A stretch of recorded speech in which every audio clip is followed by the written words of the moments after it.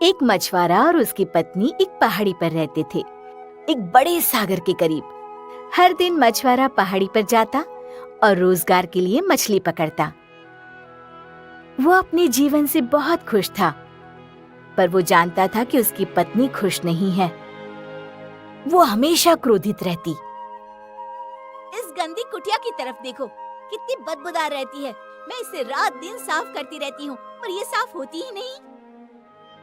मछुआरा अपनी पत्नी से बहुत प्रेम करता था, पर उसकी पत्नी हमेशा झगड़ा ही करती रहती। कभी किसी अच्छे दिन उसके हाथ 2 मछलियाँ लग जाती तो उसकी पत्नी 3 की मांग करती। अगर वो उसके लिए आम ले आता तो वो आड़ुओं की मांग करती। वो इतना कुछ करता पर उसकी पत्नी खुश ही नहीं होती। ओह प्रिय, तुम्हें खुश रखने के लिए मैं क्या करूँ? इस बदबूदार कुटिया से मुझे बाहर निकालो, तब मैं खुश हो जाऊंगी, समझे? एक दिन वो मछुआरा पहाड़ी के नजदीक मछली पकड़ने गया। पानी शांत और नीला था। वो वहाँ उस गहरे समुद्र में अपने मछली का कांटा डाल के बैठा था। काफी घंटों के बाद भी उसे मछली नहीं मिली। वो थक गया। मेरे ख्याल से आज मुझे फल खाकर गुजारा करना पड़ेगा। और रुको, मुझे कुछ महसूस हो रहा है। मछुआरे ने अपनी मछली पकड़ने की छड़ी को कसकर पकड़ लिया और खींचने लगा। ओह, ये तो बहुत भारी है। जरूर कोई बड़ी मछली होगी। जब वो कांटा ऊपर आया तो वो हैरान रह गया। एक अजीब सी चमकीली मछली को देखकर। वो बहुत ही रंग बेरंगी थी और चमक रही थी। ओह, चमकीली मछली, ये इतनी भारी क्यों है? शायद इसने बहुत ज्यादा खा लिया होगा। नहीं मछुआरे, इस कारण मैं बाकी मछलियों से भारी नहीं हूँ। क्या अभी अभी तुमने मुझसे बात की? ये कैसे हो सकता है? तुम मेरा नाम कैसे जानती हो? हाँ? मैं तुम्हारे बारे में और भी ज्यादा जानता हूँ।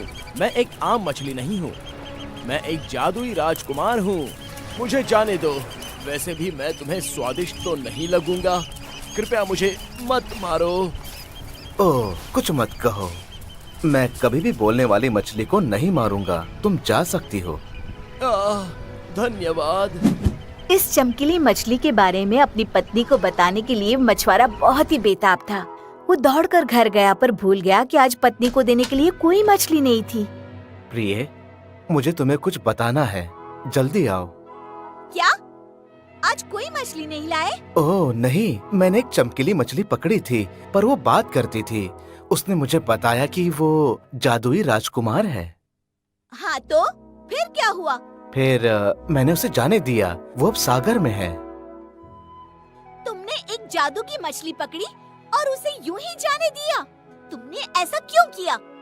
हम गरीब और भूखे हैं, इस बदबूदार कुटिया में रहते हैं। कम से कम तुम बेहतर घर तो मांग सकते थे।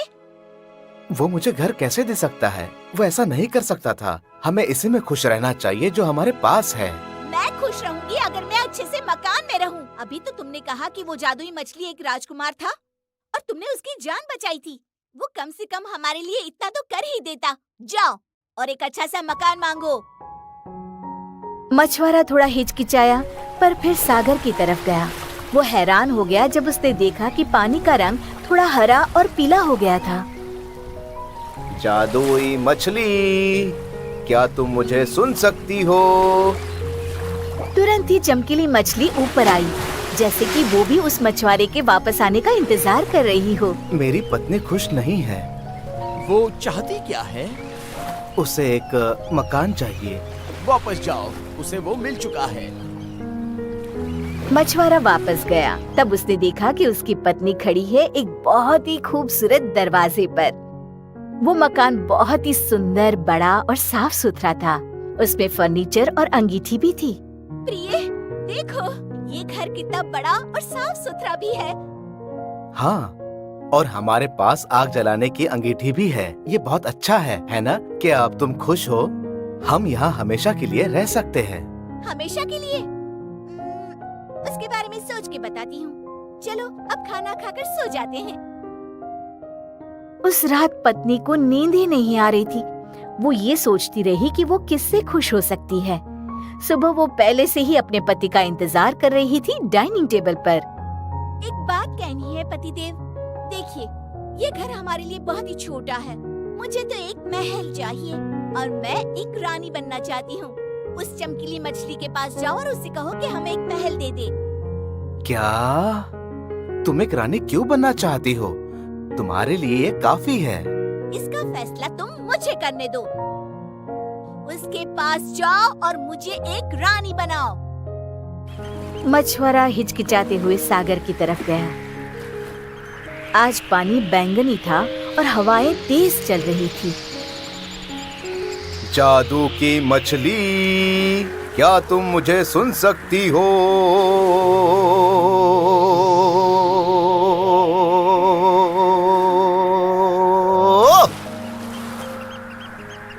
मेरी पत्नी खुश नहीं है। उसे क्या चाहिए? वो एक महल चाहती है और वो एक रानी बनना चाहती है। वापस जाओ, उसे वो मिल चुका है। जब पति वापस आया तो उस मकान की जगह एक ऊंचा महल खड़ा था जिसके बड़े बड़े पीतल के दरवाजे थे।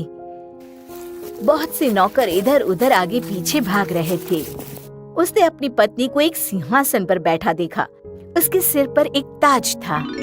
तुम अब एक रानी हो। हाँ, मैं रानी हूँ। ये अच्छा है ना? अब तो तुम खुश हो ना? नहीं, रानी बनना काफी नहीं है। मैं तो बनना चाहती हूँ एक महारानी। ओह, क्या? मैं जानता हूँ तुम क्या सोचती हो। चमकीली मछली तुम्हें महारानी नहीं बना सकती। ये असंभव है। तुम उसके बारे में कुछ नहीं जानते। उस मछली के पास जाओ और मुझे महारानी बनाओ। मछुआरा हिचकिचाते हुए सागर की तरफ गया। उसने भूरे पानी की तरफ देखा तो सोचने लगा, इसका कारण क्या हो सकता है? जादू की मछली, क्या तुम मुझे सुन सकती हो?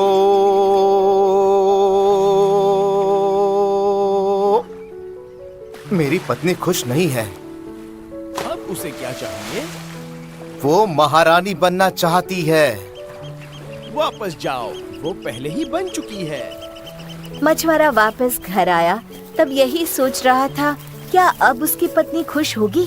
जब वो महल पहुंचा तो उसने देखा अब वहाँ सोने के दरवाजे थे, उन बड़े बड़े पीतल के दरवाजों की जगह। महल और भी बड़ा हो गया था। अंदर उसकी पत्नी एक सोने के सिंहासन पर बैठी हुई थी। बहुत सारे राजा और मंत्री उसके सिंहासन के नीचे खड़े थे।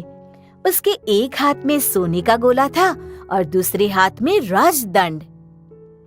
प्रिय, तुम सचमुच अब महारानी हो। हाँ, वो तो मैं हूँ।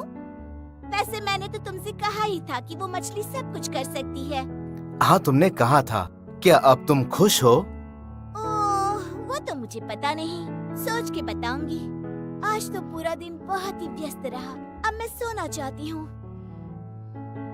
मछुआरा डर रहा था कि पत्नी एक और मांग रखेगी, पर वो पूरे दिन की दौड़ भाग के कारण बहुत ही थक गया था। जैसे ही वो लेटा, गहरी नींद में सो गया, पर उसकी पत्नी सो ना सकी। वो बैठकर यही सोचती रही कि अब उसे क्या खुश करेगा। ऐसे ही एक सप्ताह गुजर गया। हर रात प्रार्थना करते मछुआरा ये सोचता कि अब उसकी पत्नी खुश होगी, पर हर रात पत्नी ऐसे ही बिस्तर पर शांत बैठी रहती और तारों को निहारती। अंत में एक रात वो सोचते सोचते थक गई। अब वो आराम करना चाहती थी, पर क्या सुबह भी हो गई? सूरज को उगने की हिम्मत कैसे हुई? क्या उसे पता नहीं कि मैं एक सप्ताह से नहीं सोई? पतिदेव, उठिए। मैं सूरज और चांद को नियंत्रित करना चाहती हूँ। मैं नहीं चाहती कि वो मेरी आज्ञा के बिना हिले भी। मैं सर्वशक्तिमान बनना चाहती हूँ, एक अज्ञात। क्या? अब तुम ये सब बंद करो।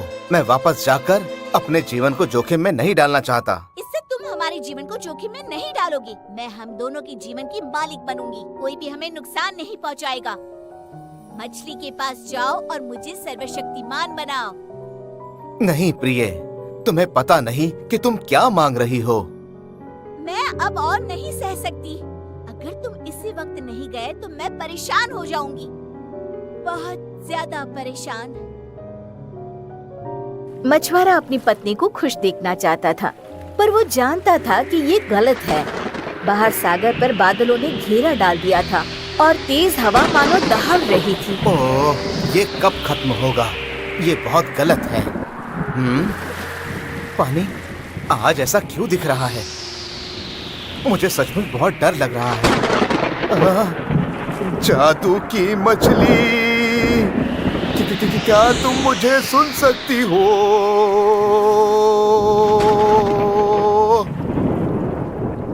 हे मछली, मेरी पत्नी अब भी खुश नहीं है। आखिर अब वो क्या चाहती है? वो सर्वशक्तिमान बनना चाहती है। अज्ञात। वापस जाओ, वो ये पहले ही बन चुकी है। वो मछुआरा बड़ी तेजी से अपने महल की तरफ वापस लौटा। ओह, मुझे पता नहीं अब मेरी पत्नी को क्या बना दिया गया होगा। मुझे वहाँ जाना चाहिए। ओह नहीं, ये क्या? मछुआरे को पता चला कि उसकी पत्नी चली गई थी। वो कहीं नहीं मिल रही थी। उसने बहुत ढूंढा। वो वापस सागर के पास दौड़ा। अब पानी शांत और साफ था। बादल छट गए थे और सूरज चमक रहा था। जादू की मछली, ओ जादू की मछली, क्या तुम मुझे सुन सकती हो? जरा बाहर तो आना। तुमने मेरी पत्नी के साथ क्या किया? मैंने उसे वरदान दिया है। वो सर्वशक्तिमान और अज्ञात बनना चाहती थी। क्यों, मैंने सही कहा ना? और अब वो वही है। किसी ने सर्वशक्तिमान को आज तक नहीं देखा। अब वो अज्ञात है, हर एक के लिए। नहीं, कृपया उसे मुझे वापस लौटा दो। मैं वरदान पलट नहीं सकता। रुको, मैं जानता हूँ। अब तक मैंने अपने पत्नी के लिए ही मांगा है। तुमने उसकी सारी इच्छाएं पूरी की है, पर मैं वो हूँ जिसने तुम्हारी जान बचाई है। मुझे मेरा वरदान दो। सही कहा। तुम क्या चाहते हो? मछुआरे ने गहरी सांस ली। मैं चाहता हूँ कि मेरी पत्नी हमेशा खुश रहे। वापस जाओ मित्र, उसके पास पहले से ही वो सब कुछ है जो उसे खुश रहने के लिए चाहिए। मछुआरा तेजी से घर वापस आया। वो हैरान हो गया जब उसने अपनी पत्नी को एक छोटी सी कुटिया के दरवाजे पर खड़ा देखा। अब वो बिल्कुल बदबूदार नहीं थी।